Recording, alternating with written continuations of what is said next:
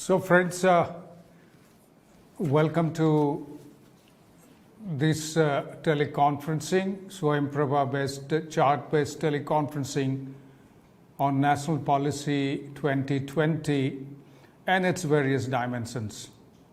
आप सब लोग वाकिफ़ हैं, ये आपका दूसरा कॉन्फ्रेंसिंग है, बीच में छुट्टी रहा कल 8 तारीख और पहला दिन हम लोग करिकुलम डिज़ाइन उसके ऊपर ICT ब्लेंडेड उसकी बातें किए थे और आज we have professor Sudeep Ranjan Jha with us from school of science physics.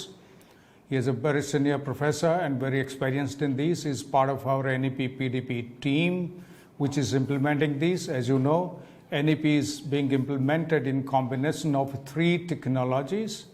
आप ही के एडमिशन और ये तमाम जो है ये आपकी समर्थ प्लेटफॉर्म में हुआ है जो हमारा रीजनल सेंटर उसको एडमिशन किए हैं. उसके बाद आपके डाटा स्वयं वर्टिकल 2 में आ गया जो प्रोटेक्टेड है. स्वयं तो ओपन है बट दिस स्वयं इज़ प्रोटेक्टेड. उस वर्टिकल 2 में आपका ये जो चल रहा है और स्वयं प्रभा कॉन्फ्रेंसिंग उसके साथ जुड़ा हुआ है जो स्वयं प्रभा 32 चैनल्स में से एक चैनल है, चैनल नंबर 20 और इसके माध्यम से चल रहा है. आप चार्ट बेस्ड करेंगे, आप यूट्यूब से भी देख रहे होंगे और आप स्वयं प्रभा से भी ज्वाइन किए होंगे. और मेरी आपसे गुजारिश है कि आप जो है स्वयं के अंदर आप जाइएगा. उसमें 14 जो यूनिट्स हैं, मॉड्यूल्स हैं, वो इंग्लिश और हिंदी में उपलब्ध है और उसके साथ साथ 31 वीडियो प्रोफेसर झा का भी वीडियो उसमें है, 31 वीडियो मेरा भी वीडियो है, 31 वीडियो है. और उसके बाद जितनी हमारा ये 6th बैच है, अब तक जितनी 4 बैच तक 5वीं बैच का हम एडिट कर रहे हैं सारे वीडियो वहाँ उपलब्ध है. आप उसको भी फ़ायदा उठाइए. और वैसे भी COE live, COE centre for online education, COE live आप अगर टाइप करेंगे यूट्यूब में आपको ये सारा वीडियो उपलब्ध होगा. सो दोस्तों, आज की जो डिस्कशन होगा, चर्चा होगा, तो उसकी मुद्दा ये रहेगा जो सबसे अहम है कि क्रेडिट ट्रांसफ़र और एकेडमिक बैंक ऑफ क्रेडिट. कुछ क्वेश्चन आपका आना शुरू हो गया इसके रिलेटेड, मैं उसको नोट डाउन कर रहा हूँ. प्रोफेसर झा इसको लगभग 25 मिनट आपके सामने रखेंगे, 30 मिनट आपके सामने रखेंगे. उसके बाद आपकी प्रश्न की चर्चा करेंगे लगभग 4 बजे तक. प्रोफेसर झा. बहुत बहुत धन्यवाद प्रोफेसर पांडा. आज मैं कोशिश करूंगा कि आप आज की बातचीत को हम बाइलिंगुअल रखें टू द एक्सटेंट पॉसिबल, जिससे कि जैसे कि हम सब लोग जानते हैं कि इसमें हमारे शिक्षक पूरे देश के डिफरेंट कॉलेजेज और यूनिवर्सिटी के पार्टिसिपेंट्स हैं. They have enrolled for this NEP-PDP programme which is essentially mean to sensitize the teaching community with the salient features of national education policy, that is through this 1-week professional development program. तो जैसा कि professor पांडा ने कहा कि आज की चर्चा का विषय हमने रखा है academic bank of credits and credit transfer. ये दोनों ही आइडियाज़ बहुत ही सिग्निफिकेंटली NEP डॉक्यूमेंट में हायर एजुकेशन के कॉन्टेक्स्ट में इसकी चर्चा की गई है. और मैं अपना प्रेजेंटेशन इन दोनों मुद्दों पर इस तरह से हमने स्ट्रक्चर किया है. ब्रीफली मैं इस पर चर्चा करूंगा. जैसा कि प्रोफेसर पांडा ने कहा, इन सब मुद्दों से related video programmes as a resource आपको अपने वेबसाइट पे मिलेंगे, जिस वेबसाइट पे आपके तमाम मटेरियल हैं, यूनिट्स हैं और डिफरेंट डिस्कशन फोरम का एक्सेस है. वहाँ पर इन मुद्दों पर भी वीडियो आपको मिलेंगे. आज के इस सेशन का मुख्य उद्देश्य ये है कि हम आपसे बातचीत कर सकें. जैसे कि पांडा साहब ने कहा कि कुछ सवाल आ चुके हैं. हम जैसे मैं बातचीत कर रहा हूँ वैसे वैसे आपके दिमाग में जो भी प्रश्न आए वो आप लिख के भेजें, उस पे भी हम चर्चा करेंगे. मेरा तो व्यक्तिगत रूप से मानना है कि उस पे ही ज़्यादा चर्चा की जाए तो बेहतर है. ये जो आज मैं आपको बता रहा हूँ ये आपको रिटन टेक्स्ट में भी मिलेगा और इस पे आपको वीडियो भी मिल जाएगा. बहरहाल, चूँकि डिस्कशन को शुरू करने के लिए कुछ इम्पॉर्टेंट चीज़ें मैं बताना चाहूँगा कि मैं अभी थोड़ी सी चर्चा करूँगा कि क्रेडिट क्या है. देखिए, हम दोनों, मैं और प्रोफेसर पांडा इंदिरा गांधी राष्ट्रीय मुक्त विश्वविद्यालय में शिक्षक हैं पांडा साहब मुझसे भी पहले से यहाँ हैं। और हमारी इस यूनिवर्सिटी इग्नू की एक विशेषता ये है कि शुरू के दिनों से ही राइट फ्रॉम अर्ली 90s जब हमारे एकेडमिक प्रोग्राम्स ऑफर पे आए ओपन एंड डिस्टेंस मोड में, उसी समय से इस विश्वविद्यालय ने अपने प्रोग्राम्स एंड कोर्सेज को क्रेडिटाइज करके और credit based courses and programmes offer किया था। तो हमारे लिए तो ये क्रेडिट का जो कॉन्सेप्ट है, ये आइडिया है, ये नया नहीं है, लेकिन हमारे तमाम देश के कॉलेजों और विश्वविद्यालयों में जो शिक्षक हैं उनके लिए ये एक नई चीज़ है। ऑफ कोर्स उन कॉलेजेज और यूनिवर्सिटीज़ में जिन्होंने CBCS को ऑलरेडी ऑपरेशनलाइज किया है, जो 2014 में प्रपोजल आया था और 2016 से डिफरेंट विश्वविद्यालयों ने अपने अंडर ग्रेजुएट प्रोग्राम को मोस्टली CBCS के स्ट्रक्चर में ढाला था, जिसमें कि क्रेडिट बेस्ड कोर्सेज और प्रोग्राम्स की बात थी। बहरहाल अभी जो स्थिति है उसमें CBCS भी सभी विश्वविद्यालयों में नहीं लागू हुआ है, तो मैं उसकी थोड़ी चर्चा करूंगा कि क्रेडिट का मतलब क्या है और कोर्सेज को क्रेडिटाइज करने का क्या मतलब है, और पूरे हायर एजुकेशन इकोसिस्टम को credit based courses and programmes में ढालने के पीछे क्या उद्देश्य है, उसके क्या फ़ायदे हैं और उसके क्या तरीके हैं। उसके बाद फिर मैं थोड़ी सी चर्चा करूंगा कि क्रेडिट ट्रांसफ़र का क्या मतलब है और ये किस तरह से विद्यार्थियों के लिए यूज़फुल होगा, और NEP में जो मल्टीडिसिप्लिनरी और interdisciplinary undergraduate and postgraduate programmes की बात की गई है, उस तरह के अंडर ग्रेजुएट प्रोग्राम को रीस्ट्रक्चर करके ऑफ़र करने में जो कठिनाइयाँ फेस की जा रही हैं या की जाएंगी कॉलेजों और विश्वविद्यालयों द्वारा, उसमें ये क्रेडिट ट्रांसफ़र और एकेडमिक बैंक ऑफ क्रेडिट्स का जो आइडिया है वो किस तरह से मददगार साबित होगा। तो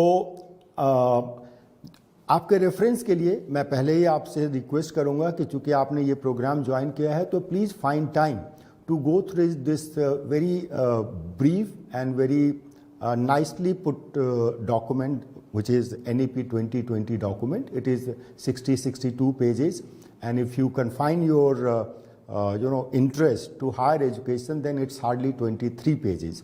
So please find time to go through this document, and here just for your reference, I have called out that what are the sections and items in this document where this word credit and academic bank of credit and credit transfer and credit based higher education do figure in the main document. And then you can see there are at least 6-7 points where they talk that the whole higher education ecosystem has to be credit based, and the idea of academic bank of credit has to be incorporated in all higher education programs by all HEIs in the country, whether it is private or public sector. So this is the reference, and this is just for your reference. In item number 11.7, 11.8, 11.9, etc., you find mention of credits, and therefore it is necessary to understand what is the intent of having credit-based framework higher education as per the NEP 2020. Now, coming to the very brief and general definition, what a credit means. So in our country also, the professional and technical institutions have adopted this credit-based courses and programs from long back. IIT is a case in point.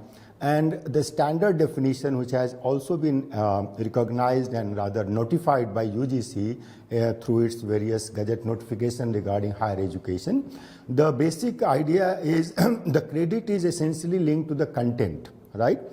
So as a teacher, you know that what is the content you want to transact at undergraduate level in, say, course X, right? So what we normally say that this is the syllabi for the course, which will be transacted either over a period of one semester or in the annual system over a period of 1 year. So typically the credit is defined by the content which will be covered in 15 hours of classroom teaching in a 15-week semester. So now to simplify it further, if you have a 15-week semester and you assign 1 hour class per week for a course, then the content you will cover over the period of the entire semester in 15 classroom lecture is the content which will be given credit of 1, right? So this is the basic unit which is used for creditizing different courses, and as it is obvious that it is essentially linked to the content you are going to cover over a period of 15 classroom lectures in a face-to-face situation. That is the definition, a standard definition. Then there are linkages with the credit notion in case of open and distance learning, where there is no face-to-face classroom teaching kind of a situation. There the definition shifts the focus from teacher to a student, and the definition goes like this. It's a simple multiplication factor of 2, which essentially means that the content which a student will take typically 30 hours of student time to understand, comprehend, and do the related assignments, that content will be assigned 1 credit.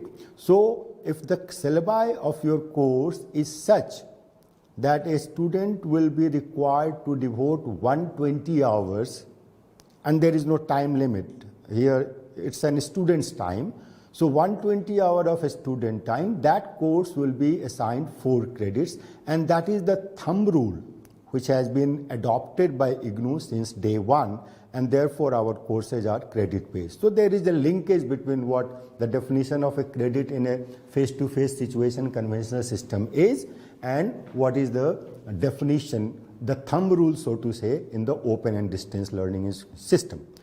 Now, coming to the reference of NEP 2020, typically as a follow-up to NEP 2020 implementation, UGC has come out with different gazette notifications and guidelines, right?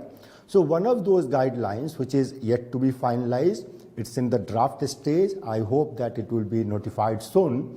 What those guidelines say, and these all guidelines are intended to facilitate higher education institutions in the country to implement NEP in a uniform and standardized manner, right? With that intent, what those guideline documents from UGC, the regulator of higher education in our country, they say that typically at the undergraduate and postgraduate level, in one semester, the credit workload of a student should be in the range of 18 to 20 credits per semester, right? So if you take, for the sake of ease of multiplying things properly, so let's say if it is a 20 credits per semester, then a 3-year undergraduate program, which will consist of 6 semesters, will be of 120 credits, right? So this is not very much off the mark. I mean, those of you who are involved in implementing CBCS-based undergraduate program, you know that undergraduate program of 3 years duration, the general degree is roughly around 128 to 130 credits, and the honors is little higher. It goes up to around 148 credits or so. So this is an effort to give you an idea that whenever you sit down in your board of studies and decide on the courses in a particular semester in the restructured undergraduate and postgraduate program, you have to be mindful of the fact that the workload of the students should not be more than 18 to 20 credits per semester. So this is, these are all broad guidelines and broad reference points, and autonomy of the institutions, of course, is there to tweak things here and there slightly to suit your requirement. Now, with this particular credit, I talked about credit-based framework for higher education. Let me give you a brief idea that NEP talks. I think there must have been a very detailed session about what is multidisciplinary higher education as per NEP documents. So in that context, multidisciplinary and interdisciplinary undergraduate program restructuring, what they have done is that they have categorized different kind of courses which are necessarily to be part of multidisciplinary undergraduate education into these 5 categories, right? 5th category, I will not elaborate right now because that essentially means refers to the 4-year undergraduate program, where the 4th year is supposed to be little bit research training intensive. So let's confine to the 3-year undergraduate program. So in that case, you will see that there are 4 category of courses which are now necessary to be incorporated in your restructured undergraduate multidisciplinary program as per the vision of NEP 2020. Now, UGC has requested repeatedly to all higher education institutions to look into the structure of their undergraduate program to make it more and more multidisciplinary and things like that. Institutions are working in that direction. I am very sure UGC will come out with a broad framework also. But the framework which is in place gives that whatever you do, you must incorporate these components in your undergraduate program. First is an obvious thing that we all have been teaching discipline-based courses in our undergraduate, postgraduate program, so that is a given. What is the new component which institutions are expected to incorporate is the vocational and skill courses, which was not yet mainstreamed in the higher education ecosystem, is now an essential component of restructured undergraduate and postgraduate programs. And they have also said that of 120 credits, at least 16 credit worth of courses must fall into the category of vocational and skill courses, and it is a compulsory component. Earlier, you might have seen in many undergraduate programs that these courses will find place in the overall structure, but it was generally an optional course and students were not supposed to compulsorily take those courses. That optional aspect has been dropped, and now the request of NEP document is that it has to be a compulsory component of any undergraduate program. Similarly, a third category of courses where I have used the abbreviation, it stands for life skill courses, environmental studies, value-based courses, and global citizenship education. So they say that a basket of courses which will deal with all these areas, although UGC has already made environmental studies or environmental science as a compulsory, not compulsory, non-credit but compulsory course at undergraduate level long back, but life skill and value-based and global citizenship, these are 3 new components and which has to find place in the overall structure, and the credit weightage again has been given right up to roughly 16 credits. And the fourth and the most important aspect is that the general feeling is that our graduates don't have much exposure to either to the society or to the field of work or to the place where they are likely to be employed, right? And they are cocooned in a campus where they study all subject-based courses, and when they get out of the institution with undergraduate degree, they have no clue what is the work environment and what are other skills which is needed to be a employment-ready graduate, so to say. This is a term which has not been used in AP, but the intent is like that. So that kind of exposure, sending students to the hinterland of the society, sending students to the place of work by either designing some kind of an internship, apprenticeship or field project, all these options have been given with a view to pick up what kind of training you want to give to your student depending upon the type of program they have joined. But one of these components is a must now, which was earlier again an option. Some institutions were keeping these aspects to give their students more exposure. So this is in the nutshell is the complete structure in terms of credits, how our future undergraduate and postgraduate multidisciplinary programs are likely to be in place and to be offered. Now, as a teacher, let me share some of the experiences that you will say that, okay, suppose I want to convert my undergraduate program into a credit-based program, how to go about it. So this is a brief outline. I have given you a basic definition as a teacher, a group of teachers will sit together and then see that how to creditize their courses. As you know, you can always back calculate. The UGC has given you the thumb rule that an undergraduate program of 3 years has to be something around 112 to 120 credits, right?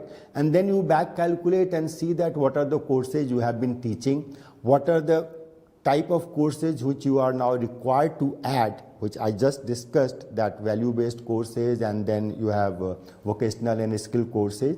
And then you have to, accordingly, looking at the syllabi, you have to also keep in mind that what is the credit load per semester. That is, again, the range is 18 to 20 credits. And then you can sit together and see what is to be added and what can be dropped, what can be curtailed, and your program will be, in a sense, creditized. And I'm sure in a very soon, UGC will also come out with a broad structure of what undergraduate program in the credit-based framework would look like. And then you can always compare and tweak your entire program structure. Now, I will just move fast here, that this 4-year undergraduate program is very interesting in the sense that it gives complete freedom to our students that what they want to study, that is not a decision which they have to take while they are taking the admission right after their +2. That is not the case. Now the situation is that for the first 3 semesters, that is almost for the half of the period of their undergraduate program, they will be studying courses from a variety of areas. Some of them I have listed there.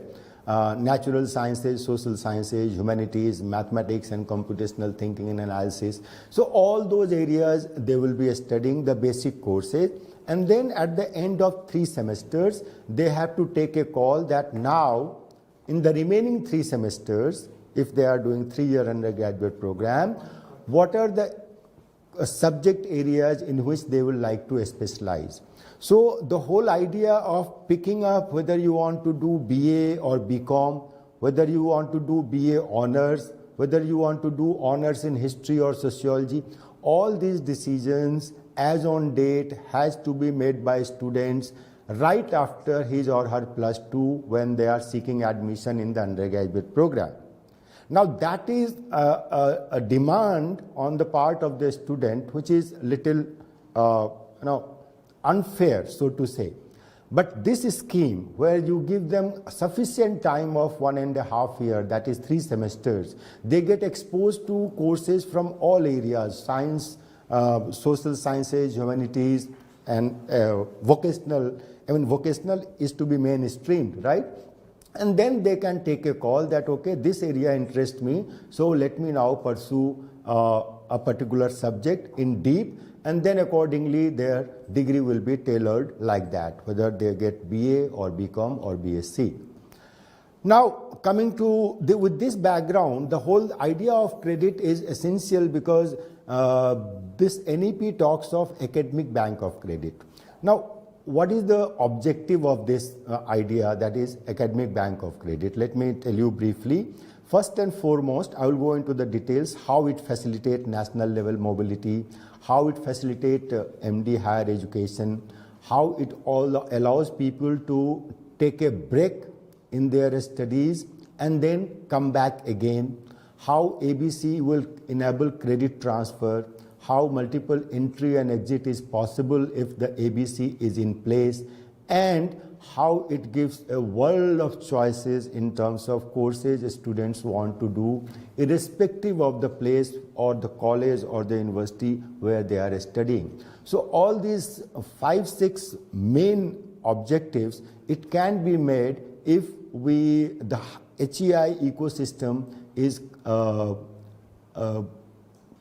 take part into this academic bank of credit scheme, which is already operational through Ministry of Higher Education.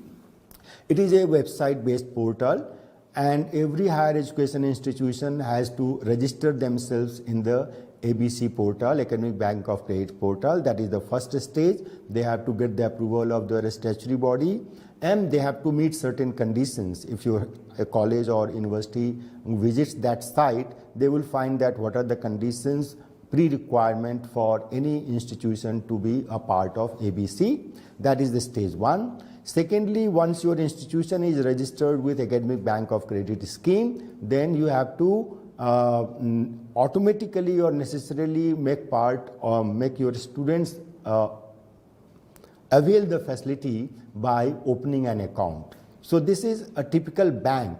Instead of rupees being traded, either you can deposit or withdraw. Here what you deposit and withdraw, it is essentially meant for students. So what they deposit and withdraw is the credit earned or the courses they have passed. The moment a student passes a course, which is say let's 4 credits, then in the ABC, that academic bank, his or her 4 credits are credited, right? And once he or she has completed all the requirements of a program, all those credits will be redeemed, realized, withdrawn, and the student will be given a degree, whether it is a certificate or diploma or bachelor's degree. Now, details of ABC such as standard operating procedure, how it will work, what is the expectations on the part of a student, all those details HEIs has to put in the place on their university's website so that students and other stakeholders are aware that this institution is ABC compliant. Now, as a teacher, you will like to know there are many complicated questions with ABC because it's not something which is free for all. So UGC subsequently has come out with certain strict academic guidelines how this ABC scheme is to be made operational and how it will work. First and the foremost is that it is not that you pick up credits from variety of institutions and then you come to one institution and tell them that this is my accumulated credit and you give me degree. So that is not possible. That is first criteria, that if you want degree of, let's say, IGNOU, then IGNOU's Bachelor's of Science or Bachelor's of Art, then you must do at least 50% of the total credits of the program from IGNOU. And this applies to any other institution. This is one caveat of how ABC is to be made operational. Second is that suppose you want to take degree of Delhi University, right? So Delhi University has some requirement that for BA program, you must earn certain number of credits in core subject areas. So you have to meet that criteria if you want degree of that university, in addition to meeting the first criteria that you have to earn 50% of the total credit of the program from that university. That is second. Third academic requirement is that credit accumulated in ABC or academic bank, as a student I am talking right now, for a student, whatever credit is accumulated, its validity is only up to 7 years. The whole idea here is that in a cycle of 7 years, most of the courses of a program gets revised, and therefore, if you come after 7 years for a degree in which that course is a part, then the course has been revised and therefore the validity has been kept at the 7 years at the maximum. And last but not the least, it is so obvious that for a credit you have earned, right, you can redeem it just only once. It's not that if a course is a part of, let's say, 2 programs of a university, you can't say that you have done this course and therefore you redeem it to get 2 different degrees. That is not possible. Either you have to you can redeem it just to get only 1 degree. It can't be redeemed multiple times. So once you redeem it for a degree of any program, then that course does not reflect in your academic bank, so to say. Now, briefly on the credit transfer. As I told you that मैं और पांडा साहब इग्नू में हैं और हम इस credit से हमारे लिए कोई नया नहीं है, और जिसने जब से हमारे प्रोग्राम्स ऑफर पे हैं उसी दिन से हमारे यहाँ क्रेडिट ट्रांसफ़र भी हम प्रैक्टिस करते हैं. इसीलिए मैंने एग्जिस्टिंग प्रैक्टिस में सबसे पहले इग्नू रखा है. मुझे नहीं लगता कि और कोई दूसरा विश्वविद्यालय इतनी आसानी से बच्चों के प्री लर्निंग को रिकॉग्नाइज करके उनको उन कोर्सेज को फिर से नहीं करने की लिबर्टी देता है जितनी सुविधा से इग्नू देता है। बाकी यूनिवर्सिटीज़ भी देती होंगी। I am sure association of Indian universities के थ्रू अगर दो यूनिवर्सिटीज़ आपस में कोई कोलैबोरेशन करती हैं तो वहाँ पर लेटरल ट्रांसफ़र मिलता है। आप फर्स्ट ईयर अगर कहीं से किया आपने तो सेकेंड ईयर में आप जा सकते हैं, provided both the institutions fall in the overall AIU domain. So, but that is lateral entry. Here it's not like that. In IGNOU, if you have done one course in, let's say, BSc first year from any university, right, and you have joined IGNOU, so you will be with us for 3 years, no problem. But the course you have done and you have passed from other university, you can always seek credit transfer for that single course. That provision, I think, existed in the university system only with IGNOU. And as a teacher, how do you do that? How do we do that, right? So just to give you an idea, that's so simple that a student have to apply that I have done this course and this course as per the syllabi matches with the X course of IGNOU, which is part of my program. That is requirement 1. Second is that the course you have passed, you have to attach your certificate that you have passed the course from the university, and you have to attach the syllabi of the course which you have passed, right? So these two documents come to the university and it is sent to the faculty like us. Well, our job is to compare the syllabi you have passed, the course syllabi of the course you have passed, compare with our course for which you are seeking credit transfer, and if there is an overlap of 75 to 80%, we happily give you credit transfer, and you don't have to do that course of our program for which you have been given credit transfer, right? So this is the practice which it's so obvious for us. That's why I told you in such a briefly.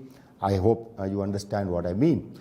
Now, NEP wants that this facility which IGNOU and some universities have been practicing, it should be made available to the entire country, across the HEIs in our country, right? So for that, naturally now you can, join the dots. For that, the first is that you must creditize your course. Second is that there should be parity in syllabi of different courses.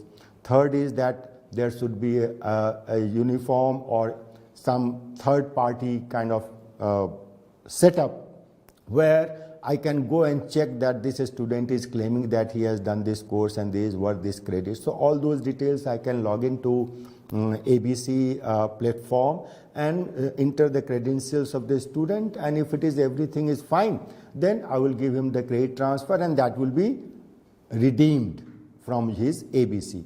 So, and most important and significant aspect of credit transfer and ABC in my opinion is that it will facilitate multidisciplinary education, because in our country, IGNOU is a very uniquely placed institution, right? We have in a single campus 21 schools and roughly 40 plus disciplines teachers sitting in the campus of 150 acres. But that is not the case. Generally, we have colleges which are single stream college. It's an arts college or a commerce college or a science college. Even the university departments are working in a very compartmental way. So how do you make your programs multidisciplinary? Suppose you are a BA, you are a teacher in BSc Science College, right?